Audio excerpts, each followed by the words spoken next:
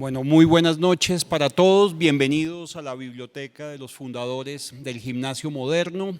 Ya cerrando nuestra programación cultural de este año 2023 y esperando que el 2024, pues esta casa siga siendo la casa de la cultura, de los libros, del pensamiento, del debate, de la academia, como tal lo soñaron los fundadores del colegio. Hoy tenemos el gusto de presentar el derrumbe de Pablo Escobar, las actas secretas de la persecución al capo hace 30 años del general Óscar Naranjo, y la presentación y la conversación estará con el querido amigo también de esta casa y periodista Roberto Pombo. Es muy importante, en consecuencia con lo que ha venido haciendo la editorial Planeta desde hace muchos años, de publicar estos libros de crónicas, de testimonios de lo que ha sido la historia reciente de nuestro país, para contribuir así a todo el tema de memoria histórica. Aquí está María Elvira Samper, quien presentó también en esta casa el libro 1989, quizá uno de los años más terribles de esa historia reciente. Así que aquí vamos a hacer un viaje precisamente, creyendo precisamente que todo se ha dicho alrededor de la muerte de Pablo Escobar, pero hoy nos van a revelar nuevas cosas porque no todo se ha dicho. Así que bienvenidos y bienvenido general, bienvenido Roberto. Muchísimas gracias, general, muy buenas noches. Buenas noches, Roberto. Muchas gracias a todos por venir, presidente Santos, muy buenas noches, bienvenidos todos. Y lo que acabamos de ver es un libro muy difícil de escribir porque está prácticamente todo dicho, aunque no todo lo dicho ha sido cierto a lo largo de los años, pero hay una gran novedad, y esa gran novedad es esto.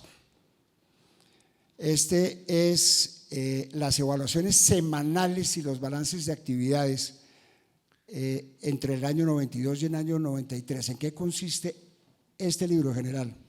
Roberto, antes de contestarle, permítame decir gracias, y particularmente decir gracias al señor expresidente Santos, a su esposa María Clemencia y a todos ustedes que hacen este alto en el camino, tienen la paciencia de esperar que esto comience con media hora de retardo.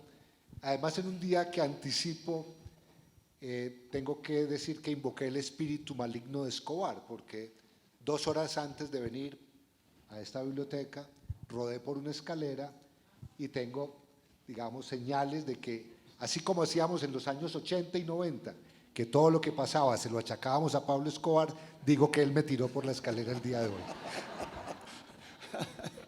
Pero Roberto, a la pregunta concreta, el ministro de la época, Rafael Pardo, dio en organizar el Comando Especial Conjunto, una organización que nace después de la fuga de Pablo Escobar de la catedral, y me llama para que yo sea el secretario técnico de esa instancia. Y de una vez, digamos, aclaro ante este auditorio que yo no soy ni el gran estratega ni el conductor de las operaciones, pero soy un testigo de primera mano con una voz independiente que se ocupó semana a semana, como lo reflejan estas actas, de hacer evaluaciones sobre el desempeño de esa nueva unidad, que era un componente militar y un componente policial muy fuerte. Y eso me dio también la ventaja de ser crítico, porque estos informes reflejan cuándo nos equivocábamos, cuándo acertábamos, cómo era necesario innovar, y debo decir que siempre fueron bien recibidos por el mando. De hecho, esta noche está aquí con nosotros mi general Freddy Padilla de León, que era un coronel adscrito a esa unidad con el componente militar.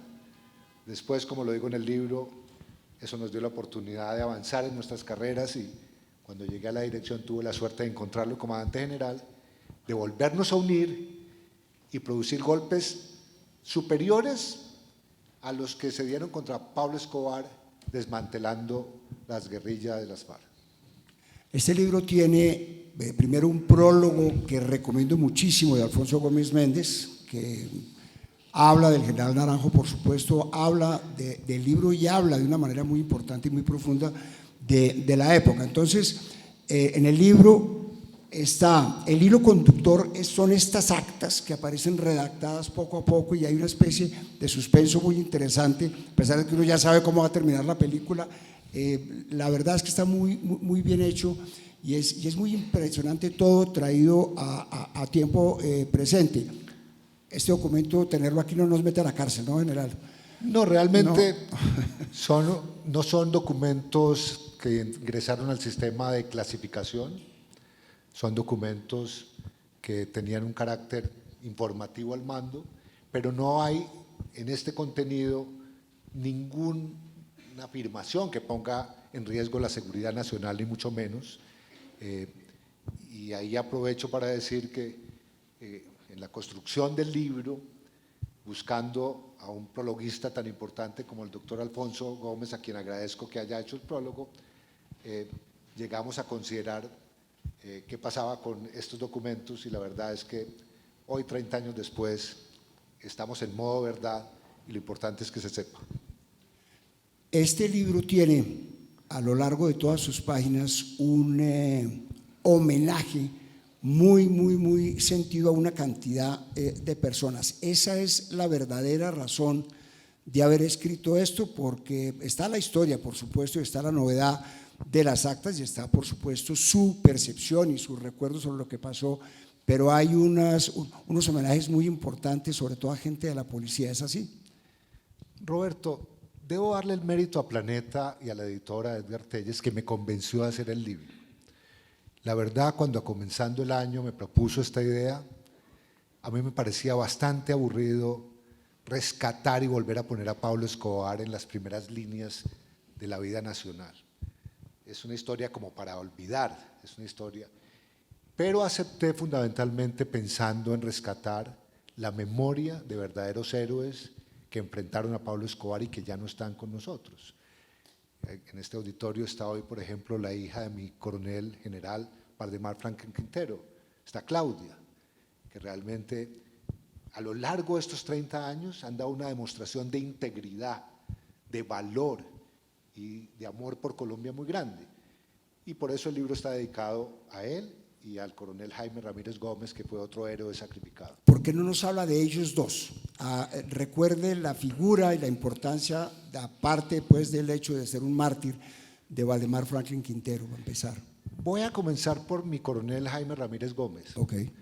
porque es el primer asesinado de alto rango en la policía, siendo director antinarcóticos, pero además él fue el artífice de propiciar y de liderar el primer gran golpe estructural contra el narcotráfico en Colombia.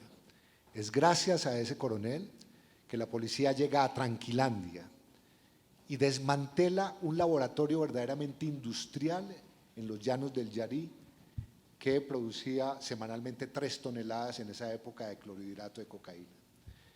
Es el coronel que dio una batalla al lado del exministro Lara Bonilla y es un coronel que es asesinado vilmente cuando venía de Anapoima a Bogotá en un vehículo particular y lo asesinan delante de su familia. Ese, yo diría, es el primer mártir que nos inspiró a muchos para seguir su ejemplo. Y luego tuve la fortuna de conocer a mi coronel Franklin en la Dijín, yo muy recién destinado a esa unidad, como un luchador implacable contra el crimen organizado. Él llega como comandante a Antioquia y desarrolló una capacidad investigativa y judicial que llevaron a la policía a capturar por primera vez a Fabio Ochoa Vázquez, una especie de símbolo intocable en Antioquia, ya vinculado al narcotráfico. Esa captura de Ochoa Vázquez yo creo que le costó la vida a mi coronel Franklin, que es tristemente asesinado el 18 de agosto del 89, el mismo día donde Pablo Escobar, Gonzalo Rodríguez Gacha asesinan también a Luis Carlos Galán.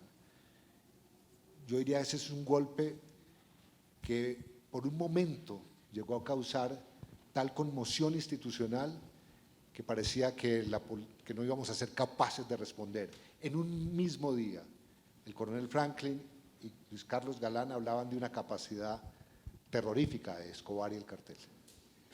El golpe de Tranquilandia puede ser el más grande de la historia, uno de los más grandes de la historia. Sin duda es el primer golpe en América Latina. Bolivia, Perú, Colombia empezaban a procesar clorhidrato, pero nunca se habían decomisado toneladas en el lugar de origen. Y este es el primer golpe.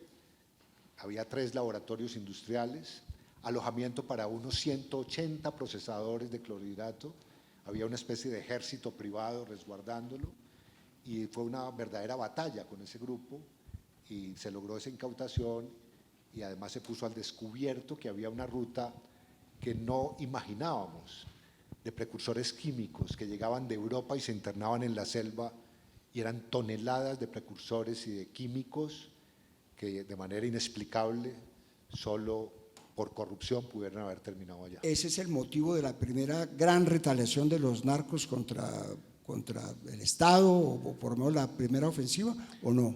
No, ya los narcotraficantes, frente a la voluntad de paz del presidente Belisario Betancur, que realmente hay que hacerle un reconocimiento por su espíritu pacifista, él gana las elecciones, se propone hacer la paz y declara simultáneamente que no extraditará nacionales colombianos al exterior.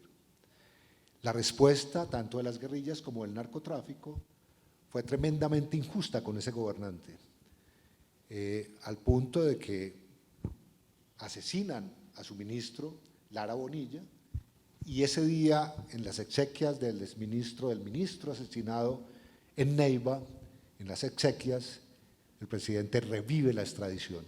Y a partir de ese momento comienza una batalla que acuñaron los narcotraficantes con la frase: preferimos una tumba en Colombia a una cárcel en Estados Unidos. Yo diría que la batalla alrededor de la extradición es la que origina toda esa capacidad terrorista del cartel. Este libro es sobre la fuga de Escobar, es decir, la participación suya a partir del momento en que Escobar se fuga, y hay un relato en el que usted llega y entra a la catedral cuando ya se ha fugado para hacer un estudio, un análisis de lo que encontró allí. ¿Qué encontró? La verdad, yo me encontraba en Buenos Aires adelantando un curso, una licenciatura en Seguridad Pública, y estaba por coincidencia de vacaciones en Bogotá. Se fuga Pablo Escobar, el ministro de Defensa Rafael Pardo me llama y me dice: lo necesito porque vamos a poner en marcha esta organización, y hace una gestión para que la Dijín, a cargo del subdirector de la época, el coronel Alonso Arango Salazar, que estaba haciendo el registro de la catedral, haciendo el levantamiento de los detalles de la fuga, permitiera mi entrada. Yo llego allí y descubro primero que era una gran vergüenza pensar que eso era una cárcel, eso era una especie de centro de comando y control de Escobar, era sitio de reunión de él, era sitio de tortura, era sitio de diversión, era el escenario donde él invitaba a jugadores que estaban en la selección Colombia a que le hicieran demostraciones de fútbol para jugar con sus sicarios allí presos. Pero lo que más me impactó, y esto puede resultar una banalidad, pero ingresé a la alcoba de Escobar, que era una suite, había un pequeño escaparate con unos 30, 40 libros, y descubro que Tom Clancy figuraba allí dentro de esos ejemplares. Había 3 libros de este autor, que es un especialista en espionaje. Y me pongo a mirar los libros. Pablo Escobar tenía en resaltador amarillo y naranja totalmente identificados los sistemas de identificación de las plataformas de inteligencia electrónica para localizar comunicaciones. Me llevé clara la idea de que estábamos frente a un adversario estudioso, calculador, poderoso, y que tenía conocimiento de lo que podíamos hacer para localizarlo.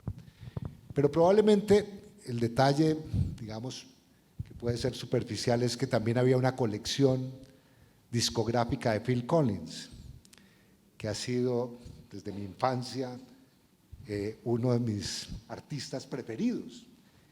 Y la verdad sentí un desconsuelo enorme, y cuando llegué a casa le dije a Claudia, qué pesar tener que compartir el mismo gusto mío por Phil Collins con Pablo Escobar. Esto no puede pasar.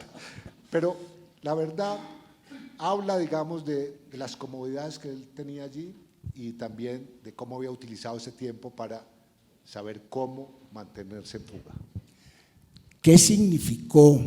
¿Cuál es la situación o el retrato que usted hace en retrospectiva o el que hacía en ese momento también con la fuga de Escobar? ¿Qué significó para Colombia, para las Fuerzas Armadas, la fuga de Escobar? Yo creo que no solamente para las Fuerzas Armadas, Roberto, yo creo que el país realmente sintió una gran decepción, sintió que algo se estaba derrumbando. Pablo Escobar había llegado a presentarse a la justicia después de una batalla para que se proscribiera la extradición. La Constitución del 91 la proscribe y él se entrega, impone todas las condiciones y se fuga cuando se determina que estaba torturando y asesinando a sus socios. Y cita allí, digamos, a una familia, a dos familias, a los Galeano y los Moncada, que habían sido desde jóvenes sus socios y aliados. Y le reclama por $25 millones y los asesina. El gobierno reacciona frente a esa información, lo quiere trasladar de cárcel y él se fuga. El golpe fue muy duro y la verdad, más que el golpe, la preocupación y la angustia por lo que venía. Las primeras horas de la fuga estuvieron marcadas por una estratagema de Escobar que fue muy inteligente, tratando de mandar mensajes a través de periodistas en Colombia de que estaba dispuesto a volverse a entregar. Francamente, ese cuento no lo creímos, sabíamos que era básicamente una estratagema para ganar tiempo y armarse y fortalecerse en clandestinidad. Y lo peor estuvo, digamos, se dio después. Pablo Escobar se fuga el 22 de julio del 92, hay toda esta expectativa, llegan comandos de la Fuerza Delta de Estados Unidos, hay un despliegue enorme para localizarlo y pasan 5 meses sin la captura. Fue una Navidad triste para los colombianos, pero una Navidad crítica para la fuerza pública, para militares y policías que estábamos al frente de esa operación. La sociedad empezaba a reclamar, a criticar y a cuestionar la eficacia nuestra en esa persecución y captura. Y para completar, digamos, el año 93 comienza con una oleada terrorista indiscriminada de carros bomba que realmente han sido una tragedia, donde aprovecho y me anticipo un poco, Roberto. Gracias al acuerdo de paz con las FARC, el país entró en la lógica de visibilizar y reparar a las víctimas del conflicto armado. Hoy, digamos, a la luz de estos 30 años, yo empiezo a preguntarme qué podríamos hacer y por qué no hemos hecho lo suficiente para reparar a las víctimas del narcotráfico, que se cuentan por miles y que fueron invisibilizados durante años y, digamos, nadie atendió. 500 policías en un año asesinados en Medellín. Son 500 viudas y son más de 2.500 huérfanos que crecieron sin el apoyo institucional sólido y sin el acompañamiento de una sociedad que fuera solidaria con esas víctimas. Eso es la tragedia que Pablo Escobar marcó en ese segundo semestre o en el primer semestre del año 92. Usted dice que hay un momento en que se rompe una especie de acuerdo tácito entre las fuerzas de seguridad del Estado y los narcos, los terroristas, y es no meterse con las familias de los otros. ¿Eso cómo se vivió? La verdad, eso hace parte como de un código que no solamente se daba en Colombia, sino en el mundo entero. Los delincuentes no se meten con las familias de la autoridad, así como las familias de la autoridad no tienen patente de corso para meterse con las familias del delincuente. Y Pablo Escobar rompe, digamos, esa regla y envía una carta muy amenazante e intimidatoria al coronel Hugo Martínez Poveda, amenazándole que le matará hasta el último de sus familiares si él no declina en la persecución de él. Digamos, ese era un hecho evidente que además estuvo acompañado por intentos, digamos, de agresión a familias de policías, en un hecho además que pasó desapercibido, y lo traigo en el libro porque diciembre del 92, Pablo Escobar resuelve ir a la casa del capitán Posada, un oficial de la sección de inteligencia del Medellín, y lo asesina en su casa. Se ingresa a su casa y delante de la familia lo mata. Era un acto brutal.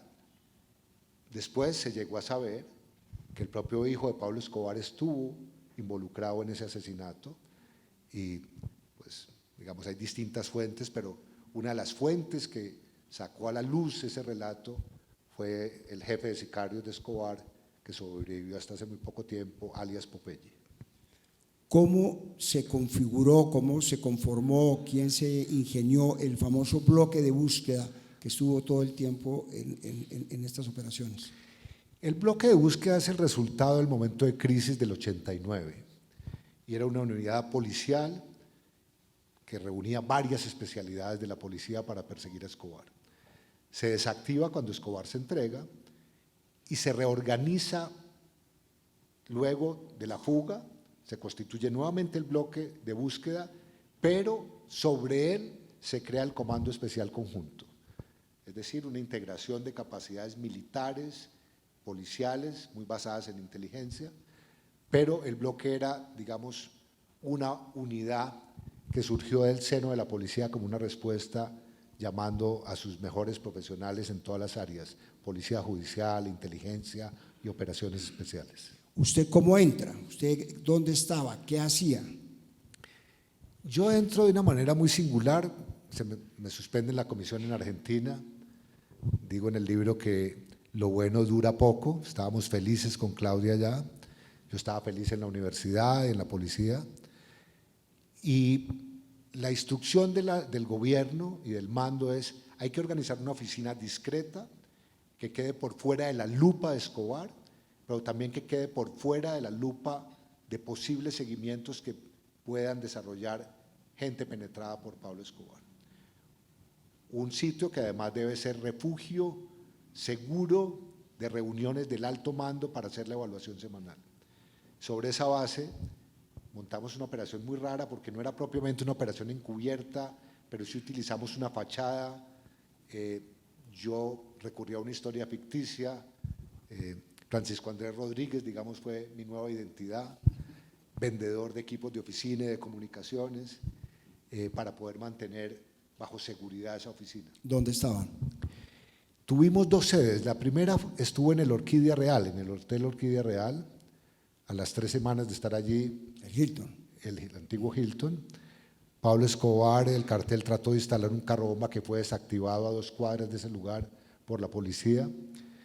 Y aquí mi coronel Freddy Padilla tuvo la idea que compartimos de que nos fuéramos a Residencias Tequendama. Y allá en Residencias Tequendama, en un apartamento de Residencias Tequendama, montamos esa oficina. Debe estar aquí presente, digamos, una mujer admirable que en ese momento venía de ser agente de policía, luego fue suboficial y hasta hace año y medio se retiró como coronel de la institución, que fue la persona que literalmente vivió ahí, María de Macaro, por aquí debe estar. Y la verdad, a ella debemos mucho. Ella se aisló de su familia, no volvió a salir de esa oficina, tenía una historia ficticia que le permitía moverse como pez en el agua en todo ese complejo de Residencias Tequendama y produjo en tiempo real, me adelanto, la información al capitán Martínez sobre la localización de Escobar. Ahí estaban el coronel Martínez y su hijo. ¿Por qué no nos cuenta la historia de ellos dos y cómo llegaron a trabajar juntos? Yo creo que es de esas historias bellas, digamos, para una institución como la policía y en general para el país. El coronel Hugo Martínez, digamos, primero siempre en sus cursos de ascenso, un oficial muy destacado, muy integral porque no solamente era investigador, era operativo, sino que también había tenido roles administrativos en la policía, un oficial a toda prueba en temas de corrupción, impecable, con una autoridad muy grande, muy reservado, muy directo, y luego su hijo ingresa a la policía, se gradúa como oficial y en ese proceso de búsqueda de Escobar, ya este joven oficial, teniente, luego asciende a capitán, se había especializado en inteligencia electrónica. Martínez fue asignado a mi oficina, era el que hacía la recolección en el correo postal de las centenares de cartas que llegaban para que las procesáramos. Pero me dice un día, yo quiero ir a trabajar con mi papá. Hablamos con mi coronel y él me dijo, ¿usted entiende lo que significa para mi familia que padre e hijo estemos en esta batalla aquí? Yo hablé con el capitán y le dije, mire, evitémosle, digamos, esa preocupación a su mamá, a su familia.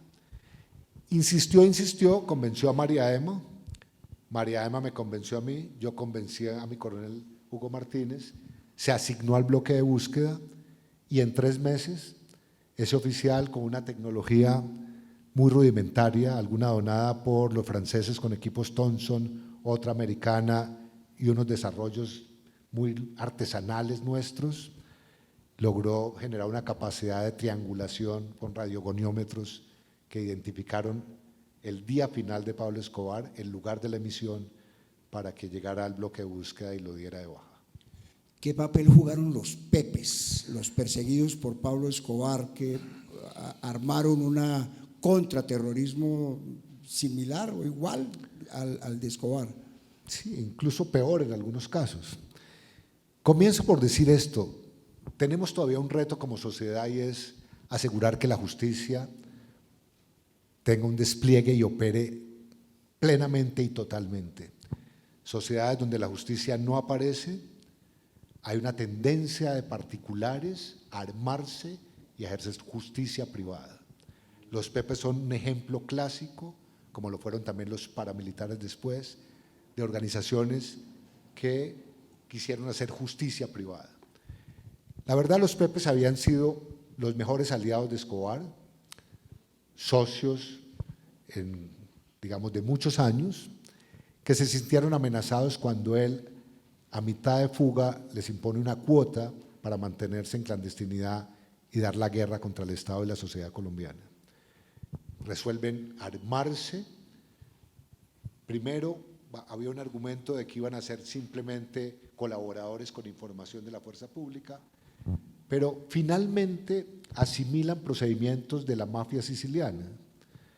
Entonces basta ver, digamos, episodios del Padrino y ver actitudes y comportamientos de los Pepes. Por ejemplo, secuestrar el caballo preferido de Pablo Escobar y devolverlo, digamos, hecho trizas, como quisieron hacer trizas otras cosas, pero trizas. Llegar a una bodega donde Escobar tenía su colección de carros antiguos y incinerarlos, pasar por el edificio Mónaco haciendo ráfagas de ametralladora. Esa situación, hay que también, digamos, ser franco, yo creo que contribuyó a desestabilizar emocionalmente a Escobar. El final de Escobar está marcado, en mi opinión, por 3 razones fundamentales. La persistencia institucional, que le había quitado muchos espacios, había desmantelado buena parte de su organización. 2, la preocupación por su familia. Y 3, el permanente hostigamiento de los Pepes. Cuando al final, más o menos en septiembre del año 93, Pablo Escobar es monitoreado y empieza a hablar con rabia, nuestra conclusión desde esa pequeña oficina como analistas es: si Pablo tiene rabia es que tiene miedo, porque eso criminológicamente está estudiado. En la psicología criminal, el miedo incuba rabia y la rabia produce violencia. Pero si alguien está rabioso es porque en el fondo hay un miedo. Y notamos que Pablo Escobar había empezado a tener miedo y que llegaba al fin. Digamos, el sentimiento de impotencia, de que pasaba y pasaba el tiempo y no se lograba dar con Escobar, ¿qué tipo de presión, como suele suceder, se producía de arriba a abajo? ¿Había una especie de sentimiento colectivo de impotencia o había una presión sobre ustedes diciendo están haciendo su trabajo mal hecho? No, presiones y grandes. Digamos, habría que volver a revisar, por ejemplo, las expresiones del fiscal Gustavo de Greve, diciendo el bloque de búsqueda es incompetente, corrupto y cobarde. Eso dicho en el Congreso de la República, digamos, caía como un baldado de agua a las instituciones. Los medios de comunicación también desesperados, porque además estaban muy cercados y amenazados por Escobar. La ciudadanía víctima de los carrobombas, la propia policía de vigilancia, digamos, que no estaba en la operación, sufriendo el rigor de la persecución y el asesinato ordenado por Pablo Escobar. La presión fue muy grande y yo digo, después de 30 años, que el mérito para que instituciones como las nuestras se hubieran mantenido cohesionadas giran alrededor de los directores y comandantes de la época. Suelo poner frente a la comunidad internacional de policías este ejemplo. Si un cuerpo de policía en un año ve cómo le asesinan 500 hombres, probablemente ese cuerpo de policía en el primer mundo diga, yo no salgo a la calle hasta que no haya garantías para seguir cumpliendo con mi deber. La policía colombiana nunca declinó en el cumplimiento del deber. Y eso obedecía mucho a un discurso motivador, comprometido, con apego a la Constitución, al cumplimiento de la misión. ¿Cuál era la participación de Estados Unidos, de los organismos de seguridad, del gobierno, la relación con ustedes? Esa relación presumo yo que debía de ser muy compleja. Fue compleja, pero hay que decirlo claramente. Yo recuerdo esta anécdota. Asesinado el ministro Lara Bonilla, me ordenaron a mí en particular hacer un inventario de cuántos vehículos blindados había en el Estado colombiano. Y eran 6 vehículos. Y a las 72 horas desembarcaron en aviones norteamericanos 25 carros blindados para empezar a proteger a las personalidades amenazadas por el cartel. Yo digo, Estados Unidos acompañó políticamente, materialmente y técnicamente las acciones de Colombia contra esa amenaza del cartel de Medellín. No está exenta de esa cooperación de situaciones que aún yo creo que se pueden mantener. En una conversación que tuve con el coronel Hugo Martínez me dijo, oiga Naranjo, ayúdeme a superar uno de los problemas más grandes que yo tengo aquí en Medellín, y es cómo hago para que las agencias americanas se entiendan entre ellas. Tengo 7 agencias, todas muy voluntariosas, comprometidas, pero cada una queriendo hacer lo que quiere sin hablarse con la otra. Esos problemas de coordinación se dieron, pero es verdad, digamos, que ellos acompañaron este esfuerzo tomando también sus propios riesgos. Y era indudable pues el nivel de corrupción al que había llegado, pues digamos, la sociedad en general, las fuerzas de seguridad en particular. ¿Eso cómo se sentía? ¿Qué tanto se veía en las operaciones frustradas, en los avisos antes de una operación específica? ¿Era muy frecuente?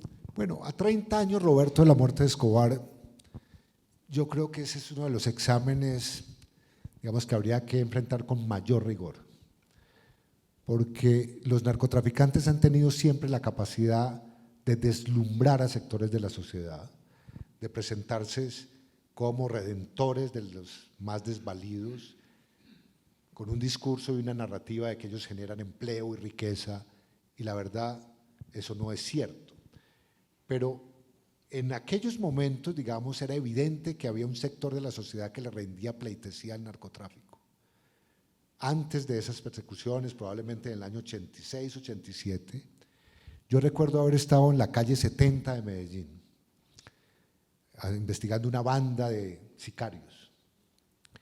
Y de un momento a otro, 4 de la tarde, esa calle llena de bares, de restaurantes, entró en júbilo. Y yo empecé a preguntarle al mesero que me estaba atendiendo en un local de esos, ¿qué pasa? Me dijo, no señor, coronamos. Le digo, ¿qué quiere decir eso? No, coronamos es que se metió un cargamento al otro lado. Ahora viene el patrón. Ahora viene el patrón, es que realmente unos tipos en un vehículo Mercedes convertible pasaban saludando como si fueran reinas de belleza a una multitud que los aplaudía. En ese momento, digamos, alcanzamos a pensar que lo que se venía era supremamente grave, como en efecto fue grave. Y hoy, Roberto, alrededor de esa pregunta, como dirían los periodistas aquí presentes, tratando, en mi caso, de hacer un poco de reportería para el libro, me fui a Medellín en junio pasado, a constatar de manera directa cosas que me estaban diciendo y que yo no creía.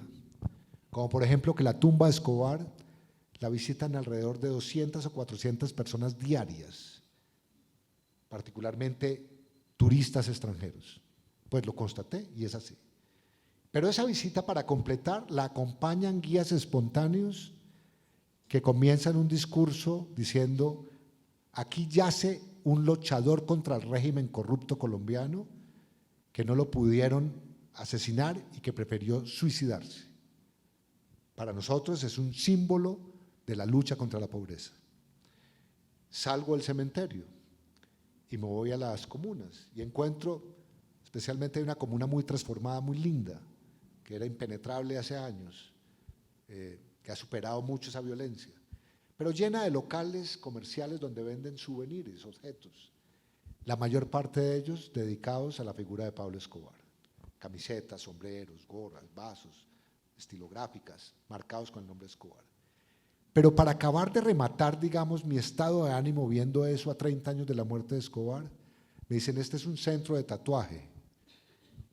Y dos jóvenes, lindísimas, bellísimas, holandesas, estaban haciendo fila para que un artista tatuador les pusiera el rostro de Pablo Escobar en los hombros. Yo no salía de mi asombro. Y la pregunta entonces que se surge es ¿cuál? Yo, digamos, frente a este grupo de amigos lanzo como una hipótesis para responder ¿por qué pasa eso? Creo que lo que ha pasado es que nos hemos conformado con la sanción judicial a los narcotraficantes, pero la sanción social no termina de imponerse. Hoy todavía se le abren puertas a los narcotraficantes para que hagan negocios, para que monten negocios, para que construyan y para que hagan demostración de opulencia. Pero sanción social no hay. Dos, me parece que hay una deficiencia realmente cultural nuestra que permitió que el mito de Escobar creciera y perdurara 30 años sin una narrativa que visibilizara el daño que produjo en Colombia y las víctimas que giran alrededor de ese personaje. Y tres, me parece que entramos en una situación que puede ser irresoluble, que es un personaje un poco del pop, de la misma manera que hay gente que usa la camiseta del Che Guevara y no sabe quién es el Che Guevara, hay gente que usa la de Pablo Escobar, no sabe quién es Pablo Escobar. Esa ofensiva terrorista era simplemente una forma descomunal o con una fuerza descomunal para impedir la extradición, o de alguna manera era un intento de tomarse el poder y montar un narcoestado. Pues aquí hoy nos acompaña esta tarde el periodista que después se convirtió en presidente y Nobel de Paz, que puso al descubierto la maniobra que hablaba realmente de convertir a Colombia en un narcoestado. Cuando un narcotraficante aparece, lo primero que hay que verificar es si tiene apetito de poder político y quiere inmiscuirse con las cuestiones de Estado. El periodista Juan Manuel Santos hizo pública la reunión de Panamá, donde los narcotraficantes estaban hipotecando, haciendo una propuesta para hipotecarnos diciendo que pagaban la deuda externa colombiana. Y eso habla de un propósito de convertir el país en un narcoestado. Yo francamente, cuando hoy se habla del cuestionamiento que hay alrededor de la lucha contra las drogas, digo que esa es una moneda que tiene dos caras en el caso colombiano. Tiene la cara positiva de haber dado esta lucha para que Colombia no transitara a un estado fallido o a un narcoestado, y tiene la cara que hay que revisar negativa de que después de tantos años ha crecido la producción, ha crecido el consumo, ha crecido la violencia asociada al tráfico, han crecido las muertes por sobredosis, ha crecido la corrupción y se está afectando la gobernabilidad democrática. Pero Pablo Escobar realmente como ha sucedido con la mayor parte de estos criminales en Colombia. No se conforman con ser solamente narcotraficantes, sino que tienen interés político para incidir en la sociedad colombiana. Antes de que volvamos a la comparación con el entonces y el hoy, me gustaría que fuéramos de la manera más cinematográfica posible a la última, al último tramo de lo que usted participó, la tecnología que utilizaron, el manejo que hicieron, el viaje a Frankfurt de la familia de Escobar, cómo sucedió, cómo flaqueó, cuáles fueron los puntos débiles de Escobar en ese último momento. Roberto, para la última semana de octubre y comienzos de noviembre del año 93, el alto gobierno estaba muy decepcionado y muy crítico de los resultados del Comando Especial Conjunto y el bloque de búsqueda. Habían incluso ya dado órdenes de empezar a hacer un relevo de la oficialidad que había participado en esas operaciones. Había un desgaste muy grande. Se había presentado también un intento de salida en el pasado de la familia Escobar a Miami, y cuando estaban ya próximos a abordar el avión, Inmigración, en ese momento el DAS, reclamó por el permiso de los menores de edad que debía otorgar el padre, y eso impidió que salieran. Y se volvió, digamos, una obsesión de Pablo Escobar, y lo hizo saber, de que quería sacar su familia al exterior. Cuando comienza esa obsesión, poco los análisis de inteligencia mostraban unos cursos de acción donde más o menos se decía: si va a poner la familia bajo resguardo es que va a la ofensiva final y no quiere que la familia corra riesgos, y va a haber, digamos, va a intensificar su campaña terrorista. Y todo indicaba que iba a ser así, como evidentemente lo mostró él. Resuelve entonces sacar la familia a Alemania, y es un episodio donde el gobierno colombiano, después he venido a saber que el propio secretario de Estado norteamericano hablaron con el gobierno alemán para no permitir el ingreso, frustró ese viaje. Ese viaje de regreso de la familia fue una gran decepción para Pablo Escobar, le produjo grandes angustias, y cuando esa familia llega al aeropuerto El Dorado, que además tenía protección de agentes del CTI, es decir, y además debo decirlo ahora, Cuando vienen de regreso de Alemania. De Alemania llegan a Bogotá y encuentran un equipo del CTI, Sí. que ya los había cuidado en Medellín, y aparecen para escoltarlos. El jefe de seguridad del CTI para proteger la familia Escobar era un funcionario de carrera del CTI, que con el tiempo terminó como el jefe de la oficina de Envigado, alias Rogelio.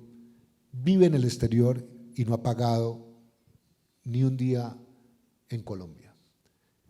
De ese tamaño era la capacidad persuasiva de Escobar.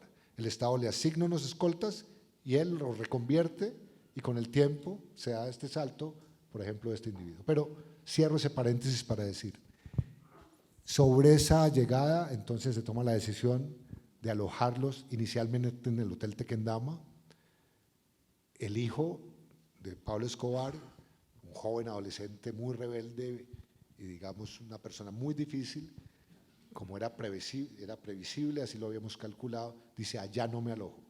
Entonces se le ofrece la residencia Tequendama, y un piso arriba de la oficina donde estábamos nosotros instalados, pues se había acondicionado para monitorear exactamente qué era lo que iba a suceder con esa familia, y eventualmente monitorear comunicaciones de la familia con Pablo Escobar.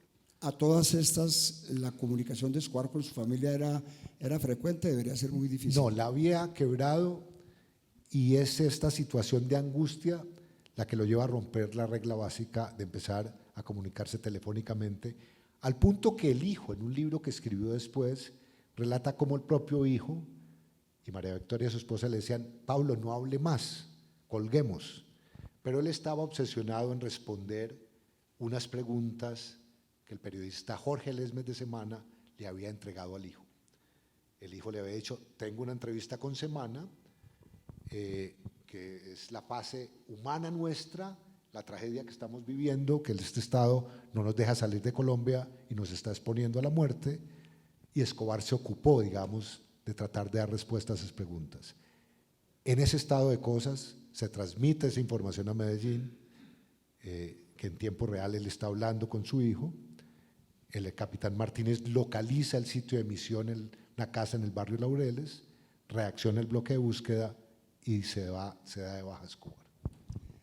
Hay varias personas que dicen haber matado a Escobar. ¿Hay una certeza de quién finalmente le disparó? Sí, digamos, tratando de hacer de periodista investigativo en el libro, yo me ocupé como de mostrar que las 6 versiones de Pablo Escobar, por lo menos 5 de ellas, nada que ver. La primera versión es: Pablo Escobar se suicidó. El dictamen de medicina legal es concluyente, no se suicidó. 2, Pablo Escobar sigue vivo, como me lo dijeron en Medellín. Evidentemente no está vivo. 3, Pablo Escobar lo mató el cartel de Cali, que cobra, digamos, participación y colaboración. Y yo admito en el libro que emisarios directos o indirectos del cartel de Cali se hacían llegar a las autoridades en Medellín información que era útil, pero no fue decisiva en esta operación final. 4, alias Berna, un desmovilizado del EPL, luego jefe de la Terraza, luego escolta de los Galeano y los Moncada, luego el enlace de los enemigos de Pablo Escobar con el bloque de búsqueda, que termina siendo el inspector general de las autodefensas a la hora del proceso de Justicia y Paz. Escribe un libro donde dice: mi hermano Semilla fue el que lo mató. Tampoco es cierto. Lo único, digamos, que no pude yo probar, porque me basé en la versión de un exagente de la DEA que escribió un libro, A la casa del hombre, que realmente estuvo muy cercano. Que le escribieron 2 gringos. 2 americanos, sí. Uno de ellos estaba en el lugar. Y el libro del coronel Aguilar coinciden en que fue la policía la que dio de baja a Escobar. ¿Quién disparó primero? No lo pude establecer. Esta semana, y muy a propósito de la presentación de este libro, ha aparecido, digamos, un exfuncionario policial que dice que él fue el que disparó. Y, digamos, tengo una conversación pendiente con él y él quiere contar esa verdad. ¿En qué momento, a través de quién y con qué frase se entera usted que han matado a Escobar? Pues estábamos en comunicación en tiempo real con el capitán Martínez, en una angustia enorme para que Escobar extendiera esa comunicación. La primera información que me da Martínez es: localizamos la casa, mi mayor, y a los 35 minutos me dice la frase que se hizo, digamos, eco en Colombia ese día: viva Colombia, Escobar está muerto. En retrospectiva, ¿qué piensa usted de lo que se cedió como Estado en esa lucha contra Escobar, en la discusión sobre la extradición, en las políticas de sometimiento, etcétera? Pues Roberto, a estas alturas, y yo creo que eso explica un poco la participación del doctor Gómez en el prólogo, él trae, digamos, en ese libro una serie de preguntas, de cuestionamientos, fijando la posición que él tuvo como jurista alrededor y como político alrededor de ese tema. Yo, digamos, creo que el momento que se dio en 1989, donde el país experimentó después de la muerte de Jorge Eliezer Gaitán su tragedia política más grande con el asesinato de Luis Carlos Galán, llevó a que el presidente Gaviria, digamos, fuera elegido, y el presidente Gaviria, en su pragmatismo, abrió una segunda puerta para desmantelar el cartel.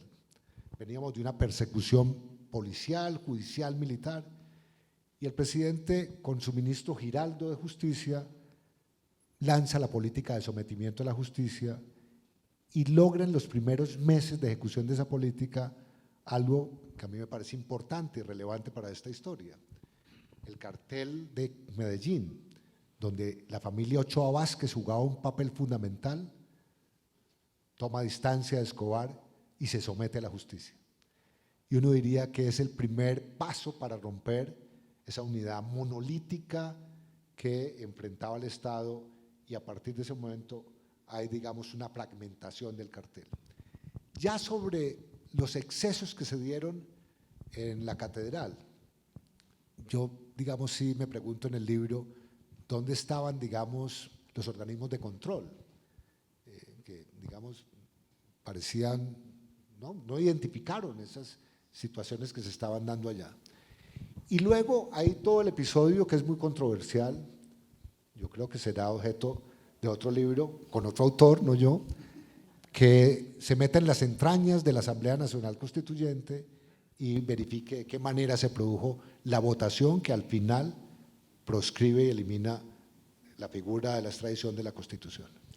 30 años después, ahí sigue el narcotráfico, tal vez mejor negocio que nunca, con una estructura completamente distinta, con una práctica de la violencia, en unos casos similares, en otras muy diferentes.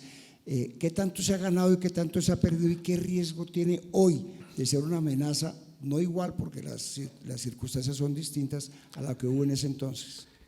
Bueno, las organizaciones narcotraficantes, Roberto, han evolucionado enormemente. Yo diría que en el caso colombiano estamos experimentando la quinta generación de narcotraficantes. Pasamos por narcotraficantes basados en marihuana, Bonanza Marihuana, pasamos cartel de Cali, cartel de Medellín, los baby cartels, los grupos derivados del proceso de Justicia y Paz, las bandas criminales y ahora estas nuevas estructuras. ¿Qué ha cambiado fundamentalmente? No tienen pretensión de la toma del poder nacional, no tienen jefes visibles de categoría nacional, pero han sido suficientemente eficaces para avanzar en algo que hace 10 años, en la teoría, digamos, de seguridad, parecía una frase o una expresión más bien teórica que práctica, y era que estas organizaciones transitarían al ejercicio de la gobernanza criminal. ¿Y qué es lo que uno ve hoy? Estas estructuras en microterritorios o en territorios están controlando el territorio, están cooptando autoridades locales, están imponiendo las reglas de convivencia de las comunidades, están protegiendo las fuentes de la economía criminal y al final están ejerciendo gobernanza criminal. Yo creo que ese es el riesgo que está afectando en general, ya no en términos de la seguridad nacional, sino de la propia democracia. Y por eso, digamos, al final del libro, yo sí con todo realismo digo, si tenemos más violencia y ahora problemas de gobernabilidad, de consumo y de tráfico, llegó la hora de repensar de una manera distinta cómo abordamos el fenómeno de las drogas. ¿Eso qué quiere decir? ¿Camino hacia la despenalización, legalización, descriminalización, algo en ese sentido distinto de la sola represión? Roberto, voy a comenzar con una frase que a mí me parece de la mayor importancia en el caso colombiano. Por primera vez en un documento público, de política pública, de cooperación internacional con Estados Unidos para enfrentar la lucha, el gobierno del presidente Biden introduce el término holístico. Es decir, nos salimos de la lógica persecutoria, policial, judicial, militar, y avanzamos a una visión ampliada que incluya el tema de derechos humanos, de salud pública, de economías, de transformación de los territorios y particularmente de fortalecimiento de la democracia. El debate, digamos, gira alrededor de algo que se ha vuelto como un juego de palabras, porque hay quien dice, no, mire, quien aboca por la legalización debería abocar por la regulación. Pues la verdad es que si no se legaliza no se puede regular. Entonces hay que hablar de legalización, pero simultáneamente de regulación. Pero yo, digamos, lo que digo y lo menciono en el libro es que decisiones de esa naturaleza primero pasan por un escenario global, pero segundo tienen que estar fundamentadas en evidencia. Tiene que haber aportes de la academia y de la ciencia. Y yo invito, digamos, en el caso colombiano, por ejemplo, a que recojamos la experiencia positiva, las lecciones de éxito de quienes han regulado, por ejemplo, ya de manera muy estable el consumo de marihuana recreacional y medicinal. Portugal es un caso, pero también los varios estados de los Estados Unidos son otros casos, digamos, de éxito. Y recoger experiencias que no han resultado tan bien. El caso uruguayo, digamos, donde hubo un incremento de la violencia, etcétera, por un poco la implementación de una política que no aseguró el tema básico de controlar el narcoconsumo, el turismo narcoconsumidor en Uruguay. Pero yo sí creo que llegó la hora de abrir ese debate. la aproximación del gobierno del presidente Petro, sus estrategias al respecto, ¿usted cómo las ve? Es muy controversial hoy hablar del gobierno del presidente Petro, pero debo decir, digamos simplemente como un estudioso de estos temas, que me he leído de la A a la Z la política de drogas que acaban de expedir. Y la verdad, yo encuentro que esa política construida sobre 8 ejes puede ser una de las políticas más integrales de los últimos tiempos. Como todo frente al gobierno actual. No basta tener buenas intenciones consignadas en un documento de política, hay que ejecutarlo, implementarlo y acompañar esa política de planes de acción. La verdad, yo sobre la política misma no tengo reparos. Sobre la manera como se está implementando, tengo muchos. Les recomiendo mucho el libro, general. Muchísimas gracias. Gracias, Roberto. Muy amable. A ustedes muy amables.